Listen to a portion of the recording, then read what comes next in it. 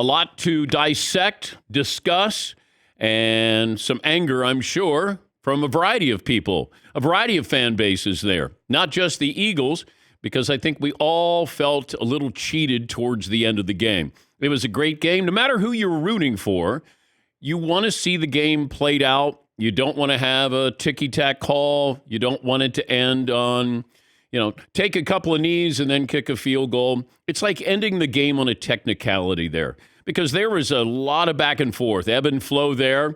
Jalen Hurts certainly distinguished himself, probably had a better overall game than Patrick Mahomes.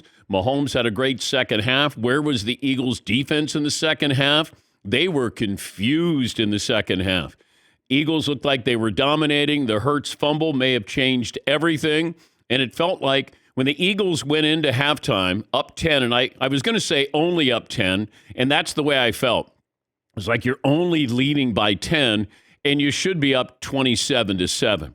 And that's a big difference going against Kansas City, making them one-dimensional, and all of a sudden they're only down 10, and then you have Patrick Mahomes. And then Mahomes led him back. They got, this is one of those where I thought the Eagles were the better all-around team, everything included. And it turned out Kansas City got contributions from everybody. Whether it's a punt return from Tony, whether it's field goal kicking, whether it's their defense, the secondary, Isaiah Pacheco, who's a 7th-round pick out of Rutgers, Juju Smith-Schuster, you had Kelsey. So you throw it all together, some really innovative play calling, whether it came from Eric Bieniemy or Andy Reid. Also, go back to when they lost the Super Bowl to Tampa. It was because they had an inferior offensive line. If we were going to be talking about an offensive line, we thought it was going to be the Eagles. Turns out it was the Kansas City Chiefs. The Eagles didn't have a sack. So there's a lot there. We'll come up with a poll question, play of the day, stat of the day, all of that forthcoming. Your phone calls are welcome. Seton, what are we going to go with today, at least in the first hour? Why don't we go with this, Dan? I will remember Super Bowl 57 most for Jalen Hurts, Patrick Mahomes, the officiating, or the halftime show.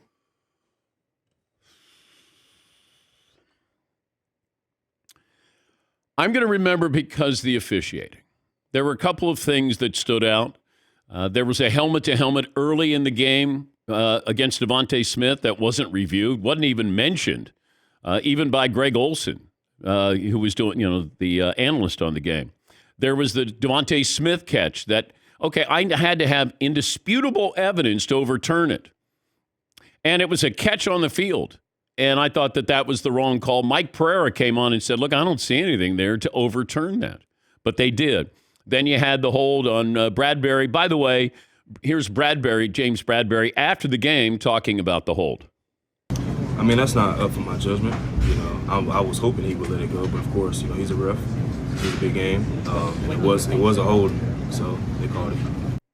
It was the timing of the call, because I'm watching and I'm going, you just ruined our night. Like, don't call that. They always say you can call holding on every play. Well, then why do we even just let everybody hold?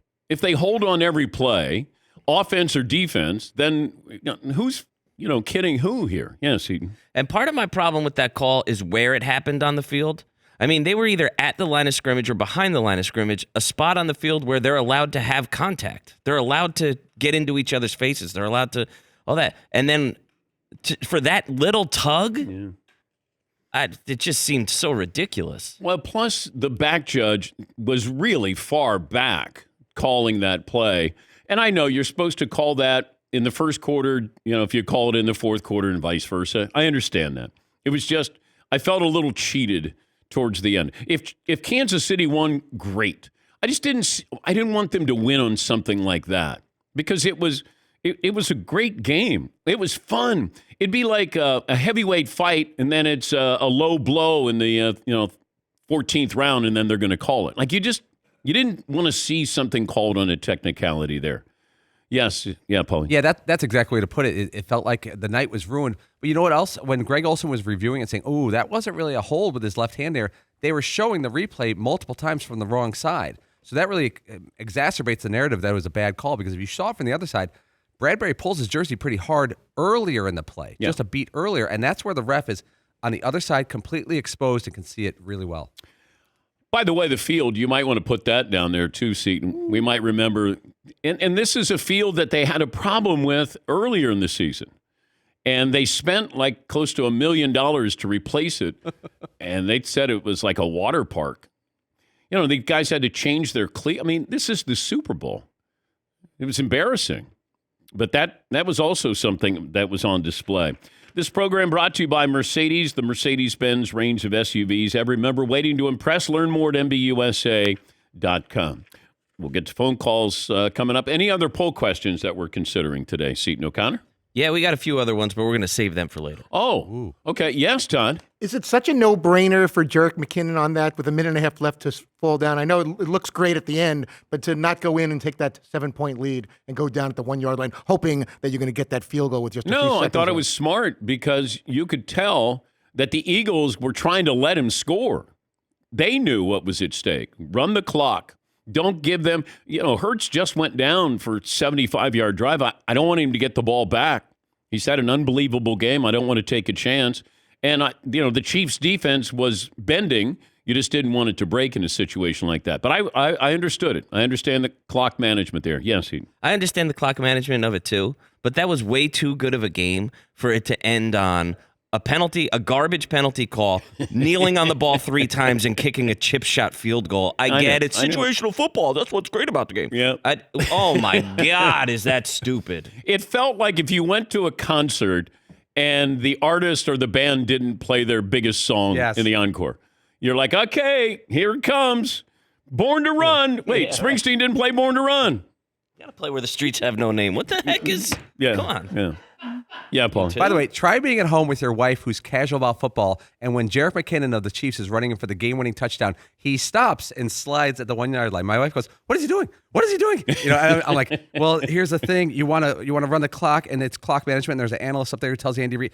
And she's like, she didn't understand the moment. I'm like, this is the right play, I think, analytically. Yes, Todd. And there's been a lot of missed extra points. He doinked one earlier in the game. The field is messed up. There's no guarantee he's making that field goal. I know it's not a 50-yarder, but I was kind of surprised you don't take the 7-point lead and hope the defense for 90 seconds can win I the just Super didn't Bowl want to for you. give them the ball back with any amount of time there. You got 2 really good wide receivers. Hurts, dangerous, whether he's throwing or running. But I didn't want to take the chance. I understood it. I did. I understood it in the moment. And I didn't say, oh, no, you got to score the touchdown. I was like, no, run it out, kick the field goal, go home. Yeah, Seton. Like, the rules of the game discourage you from scoring. That's... In that moment, yes. That's crazy. In that moment, That's yes. crazy. No. Don't score too many points. We need a few points. Yeah. What? Yeah, Paul. Well, you have to back it all up a little bit, like you did when you talked about the Hurts fumble earlier. Nick Sirianni, a couple drives earlier, didn't call timeout on a 3rd down. He took the delay of game. And then a little later in the drive, he did call a timeout to not get a 5-yard penalty. They could have used that one at the end. And it's funny because he went in counter to his own judgment in one drive. Here's Nick Sirianni, the Eagles head coach, on the holding call on James Bradberry. It's not my job to, I mean, you'll see me on the sideline. I'm going to argue with different things of calls here and there, but it's not my job to make the call. Those guys got to do that in split second, scenarios. And so, that's what he saw, and he called it. And so that's never. I know it always appears to be that.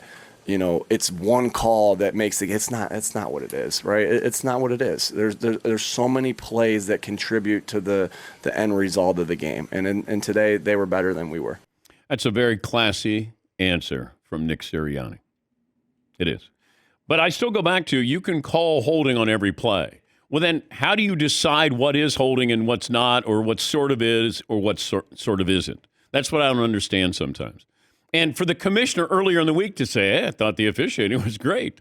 No, it's not, Commissioner. It's not. Not that he's going to come out and say, our officiating is kind of suspect. I get he wants to say, he wants to be behind the officials. But, there were a couple of moments. The hit to Devontae Smith early was helmet to helmet. Like plain and simple when he knocked him out of bounds. Plain and simple. There was no discussion about it. And then the catch by Devontae Smith. And then you got to have that evidence to overturn it. There was no evidence to overturn. Mike Pereira said when you're taking that amount of time, that means you're it's not clear. You're not finding that evidence. And they kept waiting and waiting, and then all of a sudden, the Chiefs' defense is walking back, and then they're like the Eagles' offense is going forward, and then all of a sudden they go back, and then you realize that they've reversed the call. Yes, Eden. Yeah, the play that cost them the game is absolutely Jalen Hurts' fumble. I mean, that's the one that's the biggest swing right there in the game. Even the just the momentum killer that was, or the points that they were able to put up. Yeah. That's the one that really got them. Yeah, but I don't know if you guys felt the same thing. It was 24-14, and I thought that the Chiefs get the ball back, start second half. That's nothing. And you had the longer halftime for Mahomes' ankle to get a little bit better or whatever they did treatment-wise, but he played big when he needed to. Jalen Hurts, to me, had a better game, but Mahomes had the better team last night, and he was great in the second half. He was great when you needed him to be great. Yeah, Paul. I had the first half stats. Eagles 271 yards to 128, passing yards 184 to 89 for the Chiefs, 17 first downs for the Eagles, 6 for the Chiefs, and 2 for 2 fourth down plays for the Eagles in the first half. And they owned it. Like you said, 10 points did not feel enough to match these numbers. And I thought that this was going to be similar to the New York Giants when they beat the Buffalo Bills. And this is where they just took the air out of Buffalo's offense. They didn't let them on the field. And I thought if Philadelphia was going to win this, they would control the clock. And every time Mahomes got on the field, there was added pressure to score. And that was the case in the first half. And then in the second half, they scored on all their drives there. And the Eagles' defense looked completely lost. Now, you could say that has to do with Andy Reid or Eric Bieniemy or Mahomes, but they designed some plays, some looks that Philadelphia did not see before, and it cost them a couple of times.